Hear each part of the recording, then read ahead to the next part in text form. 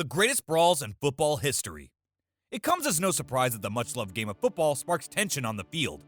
With so much history of the game, there is an abundance of stories that we could have put in this video. But we had the tough task of narrowing these down to the greatest of all time. And they are truly entertaining to say the least.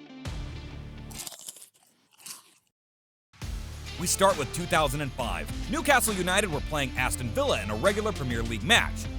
But this turned out to be one of the most notable games in bouting history. Lee Bauer and Kieran Dyer were sent off for an on-pitch scuffle that saw punches thrown from both sides. Now, this would have been a forgotten event had it not been for one main factor. Both Bauer and Dyer were playing for Newcastle. Pretty insane, right? But why did this happen?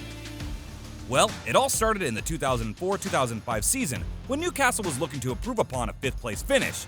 At this time, Bobby Robson was the manager at the club and decided to bring in two notorious strikers of their time, Patrick Kluivert and Alan Shearer. But by 2005, Bobby Robson had left the club and was replaced with Graham Souness as manager. This changeover left the club stagnant and Newcastle ended nosediving to 10th in the league. I think it's fair to say things hadn't gone to plan. Having taken a respectable 7 points from their last 3 matches, a home fixture against 11th placed Aston Villa went ahead in April of 2005. This was a last-ditch opportunity to add a little more space between themselves and the bottom half of the table. The match itself wasn't exactly going well from the get-go. Aston Villa were leading the match, and by the 73rd minute, things got a lot worse. And this isn't even when the fight broke out. Newcastle defender Stephen Taylor made a poor choice, one that would stain him for a long time. Taylor blocked a shot by Villa's forward Darius Vassell, but this was no standard block. Taylor made an explicitly obvious handball to stop Vassell's effort, but decided to grasp his abdomen to pretend that he was winded to fool the referee. It didn't work, and the referee saw right through this poor act, sending Stephen Taylor off, leaving Newcastle one man down. To make things worse, Villa was given another penalty just 7 minutes later, putting Villa 3-0 up at Newcastle's home grounds. Now, the actual incident itself took place with only 10 minutes left on the clock. With the absolute frustration of the match thus far, Bauer couldn't take much more. With an exchanging of hot wording, Bauer confronted Dyer, who responded with the infamous line, "The reason I don't pass to you is because you're shit, basically." This took some balls from Dyer, as his teammate was known to lose his temper, especially off pitch. Bauer had a history of arrest for violent incidents, so this was never going to end well. Bauer didn't react kindly to this, approaching Dyer menacingly and pushing his head toward his teammate's face. After this, all hell broke loose. Following this, a grapple took place with Dyer making the hit.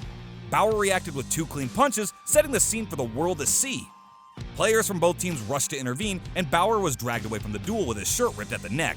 Both fighters were sent off, leaving Newcastle to be captioned by a furious Shearer. To finish the match with only 8 players. Now that is an intense situation. Following the incident on pitch, Newcastle arranged a press conference to allow the 2 players to apologize. Souness, the manager, sat in between the scrappers. Both players apologized to the club, fans, staff, and everyone connected with Newcastle United. But shortly after this, the ban hammer hit. The club decided to try and use Bauer as a scapegoat, which seemed a tad unfair. Souness felt that Bauer was the guilty party due to starting the fight on pitch, him stating, "I think he's guilty, as the pictures show of throwing more than one punch, and he has to accept whatever punishment comes his way." Due to the event, Dyer was banned for 3 matches. But the punishment was much more severe for Bauer. He received a 4-game ban and was fined a record 6-week wages, which was a hefty £210,000. Now that must have stung. Dyer and Bauer eventually made up nearly 10 years later. Dyer stated in an interview that his relationship with Bauer was as healthy as it could be. Take that however you want, but it seems as though the beef was never resolved. Now this may prove tame compared to our next pitch scenario. Heading over to Bundesliga in Germany, we have a chaotic confrontation that was certainly a sensation.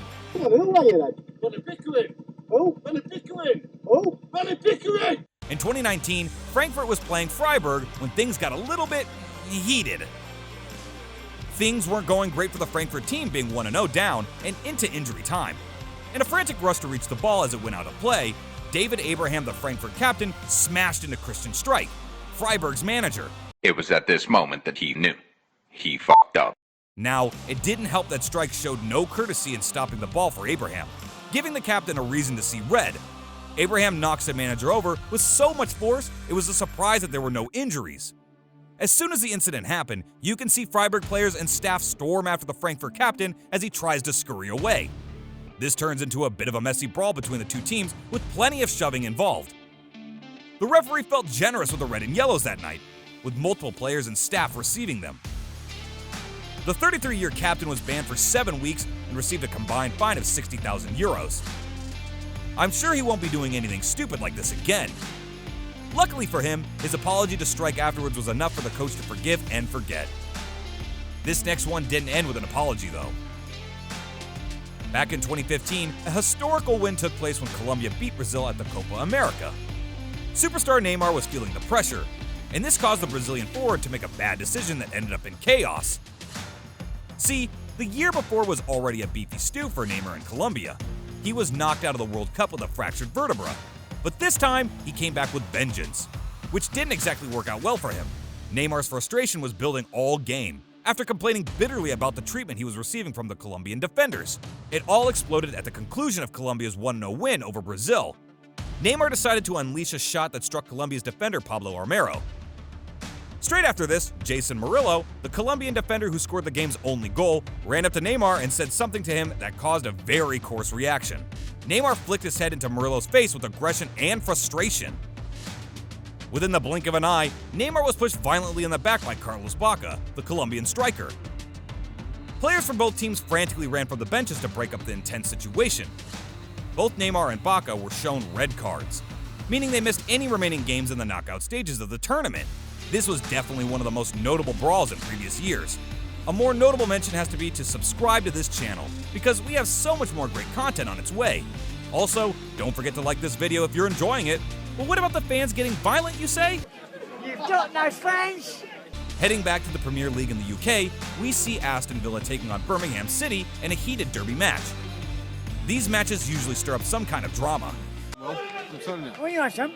Out of nowhere, a Birmingham City fan invaded the pitch and had one player in his sight, Aston Villa's captain, Jack Grealish. In quick haste, the fan, named Paul Mitchell, ran up behind Grealish and gave him a thump to remember. It's never fair to be hit on the back of the head, right? Luckily, Grealish could be seen laughing off the situation and wasn't too affected. But what was to come for him was pretty hardcore. He was sentenced to prison for 14 weeks for the attack, as well as being banned from any football matches in the UK for 10 years. Now, that is a heavy price to pay. Mitchell stated that he had no true intentions of doing this, he just wanted to get the crowd excited. But one thought led to another, and he decided to go to the absolute extreme. To make things a little more sour, or sweet depending on what way you look at it, Grealish went on to score the winning goal for Aston Villa. Ha! What an outcome! So, there is one event that was so big, we could not miss this one out. Heading to the year 2006, the World Cup was roaring, and it looked like France were going to be the champions once again. But, in a moment of complete madness, one of the best players to grace the field made a historic mistake. Zinedine Zidane used his head for the wrong reason that night, headbutting Marco Materazzi in the chest. Zidane was the captain of France's team at the time, and was met with a red card that ushered him into retirement. A sad day to be remembered. There's always been a lot of questions around the event as to what provoked Zidane to do this in the 110th minute of the game. There were suggestions that Materazzi had called him a terrorist. But even if this was the case, Zidane made a poor judgment. The World Cup had come to mean too much to him. He led a hungry French team to the finals and battled with some of the greatest teams in the world. Zidane wanted to lift that trophy for his country that night, but fate did not allow for that. 5 minutes before the expulsion, he was unmarked to connect with Willy Sagnol's cross 12 yards out, but his header was tipped off by Gianluigi Buffon. This kind of frustration could lead anyone to do something stupid. With only 10 men left on the field with white shirts, France's chance of becoming world champions depleted. They scrambled to hold off until the last minute, with Italy pushing with everything they had. Fortunately, they made it to the whistle. But unfortunately, the penalty shootout didn't work in France's favor. Italy made them look easy and lifted the trophy that day, making the incident sting even harder. Zidane stated after the incident, "I am not proud of what happened in 2006. I'm not advising anyone, player, to behave in the same manner." Fast forward to recent years, we finally got to find out what was said to Zidane to cause the altercation. Materazzi did an Instagram live event which involved answering questions for fans. A question that everyone had burning their tongues was about the exact moment. What was said to Zidane? Materazzi explained, "There had been a bit of contact between us in the area. He had scored France's goal in the first half, and our coach, Marcelo Lippi, told me to mark him. After that first brush between us, I apologized, but he reacted badly. He then followed with, after the third clash, I frowned and he retorted, 'I'll give you my shirt later.' I replied that I'd rather have his sister than his shirt." Oh, damn! Now that was an insult that could not be ignored. Did it give Zidane the right to smash his head into Materazzi? Nah, but years on, it is still one of the most talked about events in football history.